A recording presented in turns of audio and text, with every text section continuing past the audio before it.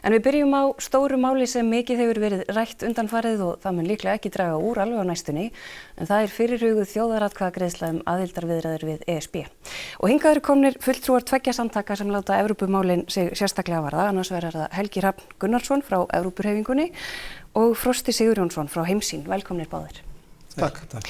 Þið eru svona á öndverðum meiði þegar í hvað varðar aðild að Evrópusambandinu, en umræðan núna snýr kannski frekar að þjóðaratkvæðagreiðslunni sem að enn er útlit fyrir að verði í lok sumars.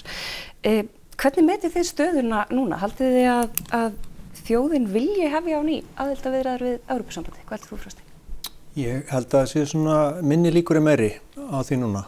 Kannski eðlilega því að það er ekki meiri hluti á Íslandi fyrir því að ganga í Evrópusambandi og þá kannski eðlilegt að fólk segi við skulum ekki eyða tíma stjórnvalda eða fjármunum í þessa aðlögunar viðræður og það er heldur ekki á þingi meiri hluti fyrir aðild og í ríkisstjórnin eru 2 flokkar hlynntir og aðrir einn ekki. Þannig að það er kannski ekki forsendur fyrir að klára málið eins og staðan er núna. Þannig að það er þá kannski ekki tímanum vel varið eða kröftum stjórnvalda. Þetta tekur kannski 2 milljarða, þetta tekur langa tíma, mörg ár. Þó samkomulag hjá ríkisstjórnarflokkunum að fara í þessa þjóðaratkvæðagreiðslu. En ég er sammála forsætisráðherra eins og hún talaði fyrir kosningar þar sem hún sagði að þetta væri ekki gott mál að kljúfa þjóðina með þessari spurningu. Ekki nema væri þá mjög ríkur vilji meðal landsmanna að hefja slíka vegferð. Og þá væri náttúrulega sjálfsagt að sjá hvað væri í boði og hvað samningar næðust. Mér fannst það allt mjög skynsamlegt, en síðan allt í einu eftir stjórnarmyndunarviðræður, þá kemur flokkurinn sem fekk 15% atkvæða, fær það inn að haldin verið þjóðaratkvæðagreiðsla til þess að fá þá eitthvað umboð til að halda þessu áfram. Ég sem sagt tel að það sé ekki nægilega mikið lýðræðislegt umboð til þess að hefja málið. En mig langar að biðja þig, Helgi, að leggja mat á stöðuna. Hver heldur að staðan sé núna? Heldur að þjóðin muni segja já í ágúst? Ég er svona vongóður á það. Það er auðvitað bara ein mæling sem skiptir máli og það er hvað kemur úr þessari þjóðaratkvæðagreiðslu. Núna finnst mér umræðan snúast það hvað þessi þjóðaratkvæðagreiðsla snýst því að það er ofboðslega núna vinsælt hjá svona gallhörðum andstæðingum aðildar að spyrða hana saman sjálfkrafa við spurningunum það hvort við viljum ganga í Evrópusambandið. En spurningin í haust er ekki svo spurning. Hún er svo spurning hvort að við viljum klára aðildarviðræðurnar til þess að fá fram samning sem við síðan ákveðum hvort að við viljum hvort við viljum skrifa undir eða ekki.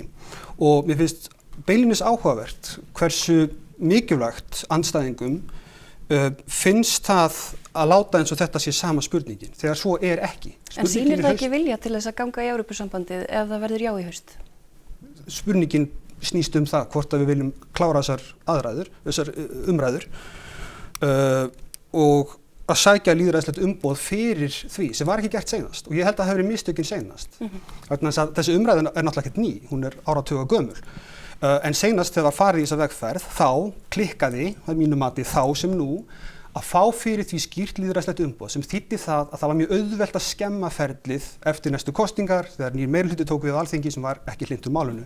Ef það hefði verið þjóðaratkvæðagreiðsla eins og sú sem á að halda núna, þá hefði allavega umboðið verið skýrt. En Frosti, er ekki mikilvægt að fara bara í aðildarviðræður, fá samning og greiðmannaatkvæði og bara einhvern veginn afgreiða þetta mál í íslenskri þjóðmálaumræðu? Það er ekki hefð fyrir því að þjóður sem vilja ekki ganga inn í Evrópusambandið hefja þetta aðlögunarferli, inngönguferli.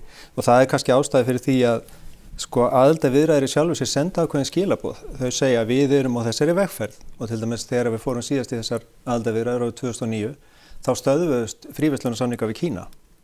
Og núna myndu kannski stöðvast möguleikar okkar á að gera fríverslunarsamninga við einhverjar aðrar þjóðir á meðan þetta ferli sem getur staðið í 2 ár. Ýmsar fjárfestingar í atvinnugreinum munu líka fara í biðstöðu. Ef ég væri bóndi þá fer ég ekki að fjárfesta í landbúnaði þegar allt er óvíst hvernig semst, sama í sjávarútvegi. Þannig að þetta er ekki skaðlaust, þetta er ekki meinlaust alveg. Þetta er ekki bara eins og við getum bara kíkt í pakka og bara athugað. Fólk getur kynnt sér Evrópusambandið eins og það er. Og það sem ég held að fólk ætti að nota kannski sumarið til að gera er að skoða Evrópusambandið. Við erum rosalega upptekin á þeim vandamálum sem við erum að glíma við hér á Íslandi. En ég fór að skoða Evrópusambandið og ég vil skrifa það bók þar sem ég fer yfir hvað eru þeir að glíma við og það eru miklu stærri og erfiðari vandamál heldur við erum að fást við hér. Okkar þjóðartekjur og mann eru 2-falt hærri en meðaltalið í Evrópusambandinu. Og þeir eru í skuldavanda, þeir eru í orkuvanda, Það er þrisvarsinnum hærra orkuverð þarna, iðnaðurinn að hægja á sér. En mér langar til þess að Ég spyrja skil ekki til hvers maður hvað við höfum heyrir að að sækja. þið drægið strax upp mjög ólíkar myndir og þetta heyrir maður á fólki að því finnst erfitt að svona móta sér skoðanir að því að Pólarnir kannski draga upp svona mjög ýktar myndir af framtíðinni. Og Við erum bara að færa rök fyrir. já, en mér langar að bara spyrja, það að draga upp heiðarlega mynd í ykkar málflutningi? Það gerum við, já.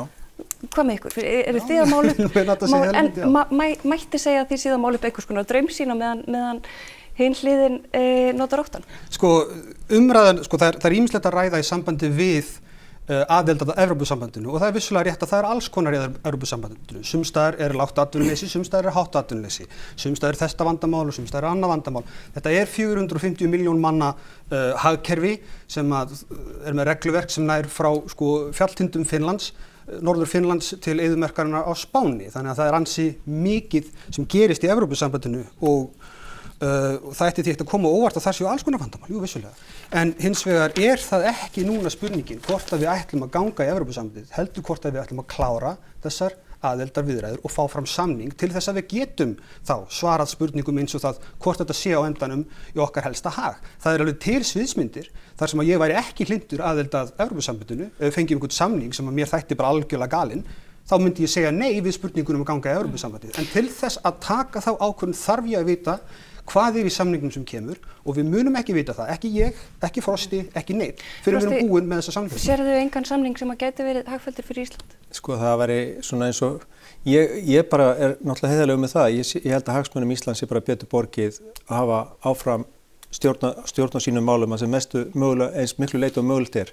En það er ekki mögulegt ef við göngum þarna inn og þróun Evrópusambandsins gegnum árin og til framtíðar er hún náttúrulega bara óviss. Ég sé ekki hvað við fáum með aðild sem við höfum ekki í dag. Við höfum aðgang að innri markaðnum. Þau ríki sem eru núna í biðröð að komast inn í Evrópusambandið eru að sækjast eftir aðgangi að markaðnum eftir því að fá styrki vegna þess að þau eru mjög fátæk ríki. Þau eru með kannski 1/8 af þjóðartekjum af mann sem við erum með. Við myndum vera borgandi með í þessu samfélagi, þá þurftum við að borga með okkur. Þá er ég að velta fyrir mig hvað fáum við í staðinn. Og ég hef ekki eiginlega séð nein rök fyrir því, menn að tala það að við fáum lægri vexti eða eitthvað slíkt. En það stendur bara í skilmálum Evrópusambandsins að til þess að fá eingöngu og taka upp evruna, þá þurfum við að ná tökum á verðbólgu og vöxtum sjálf. Og allur þessi talum stuðning frá Evrópska seðlabankanum og slíkt, þetta eru lán með vöxtum. Þannig að mér finnst að það þurfi bara að kynna þetta eins og þetta er. Þetta er engin draumur í dós og menn segja að þetta er ekki neinn töfralausn og þeir viðurkenna það, náttúrulega Evrópusinnarnir líka. Þetta er spurning einhverja vegferð, hvort menn vilja vera með í þessu verkefni sem er að búa til eina sameinaða Evrópu og ég held að endamarkið sé að reyna að búa til Bandaríkja Evrópu. Það er allan yfirlýst markmið Ursula von der Leyen og fleiri, Macron og fleiri.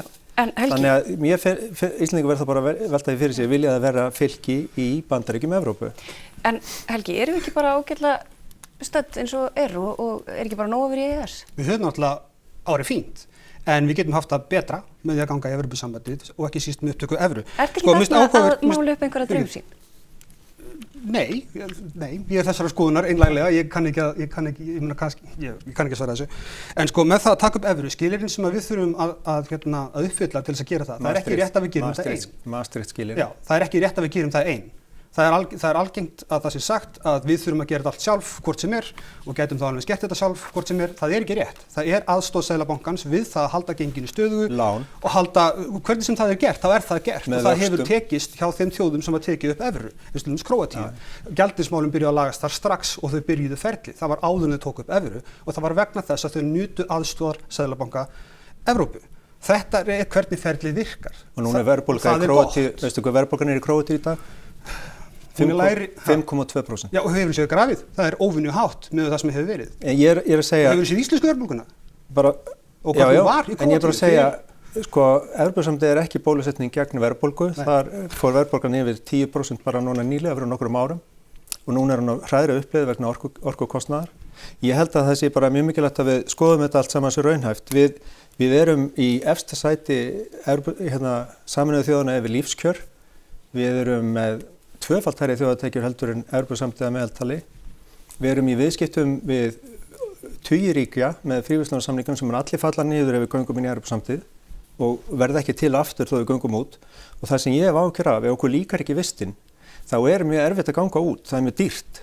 Við framseljum ákveðið vald og ákvarðanavald og löggjafarvald til Evrópusambandsins, en við erum með mjög ólíkar aðstæður frá þeim sem eru til dæmis í þungamiðju sambandsins. Það skipta skoðunar þessu og við gerum þetta kannski bara nú þegar með því að vera í Evrópu. Það er miklu meira framsal og það er miklu meira afgerandi vegna þess að þarna, núna erum við með tveggjastoðakerfi í EES-samstarfinu sem er allt öðruvísi heldur en þetta. Þarna munur lög vera sett beint og hafa beina verkan á Íslandi, en núna verður að setja þau með Alþingi Íslands. Það er bara allt annað. Já. Sko, þetta er svolítið margir punktar, það er svolítið erfitt að fara yfir þetta af einhverju dýpt, verið að viðurkenna. Hvað var að fríverslunarsamning við Kína, ef við göngum með Evrópusambandið, þá erum við tollabandalagi með Evrópusambandinu og höfum þar þann styrk sem felst í því að vera í þessu stóru tollabandalagi. Það hefur ekki fríverslunarsamning við Kína. Okkar og Evrópusambandsins. Það er eitthvað tollar á bílum frá Kína. Þetta eru nokkrir punktar, fyrirgefðu. Hann segir að við borgum með okkur, sko þetta er ekki bankareikningur sem að við leggjum inn einhverja peninga og fáum okkur peninga á móti. Þetta er samstarf á mjög víðum grundvelli í öllu hagkerfinu. Þannig að þegar við spyrjum að því hvað við græðum á þessu, þá má spyrja hvað græðum við á því að hafa til dæmis sama regluverk nú þegar í EES sem við höfum í Evrópu. Við græðum á því. Við stórtölum á þessu loftslagsheimildakerfi. Við græðum á því að við erum með sömu mynt. Við græðum að vera með evruna, við græðum að vera með lága vexti, en maður setur það ekki upp í dæmi þar sem þú leggur peninga inn á reikning og fara einhvern annan pening út. Þetta er þessi rök að sko, við borgum með okkur líta fram hjá því sem að verðmætin eru í Evrópusambandinu. Hvað varðar þessar hugmyndir Bandaríki Evrópu, þetta er fyrirgefðu ákveðin hræðsluáróður, það er engin stemning fyrir þessu. Þetta er ekki það sem við viljum, þetta er ekki sem Íslendingar vilja og til þess að það myndi gerast, þá þyrftu öll aðildarríki Evrópusambandsins að vilja að þetta gerist. Og ég velti fyrir mig hvort það finnist eitt einasta og ég efast það. Svo nefndi Frosti töfralausn. Ég veit ekki hvaðan þetta hugtak kemur. Ég veit ekki neitt sem heldur þessi töfralausn, en ég vil líka meina það að bæði íslenskur kjósendur og jafnvel íslensk stjórnvöld geti alveg dílað við einhverjar hugmyndir án þess að séu hreinlega töfralausnir. Við getum alveg gert hluti sem að kosta tíma og smá erfiði og jafnvel peninga. Við erum algjörlega megnug það og mér finnst oft talað niður til Íslands í þessari umræðu eins og að við getum ekkert vegna þess að við erum svo lítil. Við getum bara afskaplega mikið. Ég sammála því. Við komumst ekki lengra með þetta stóra mál í bili. Þakka ykkur báðum fyrir komuna í Kastljós. Takk fyrir. Takk sem leiðis.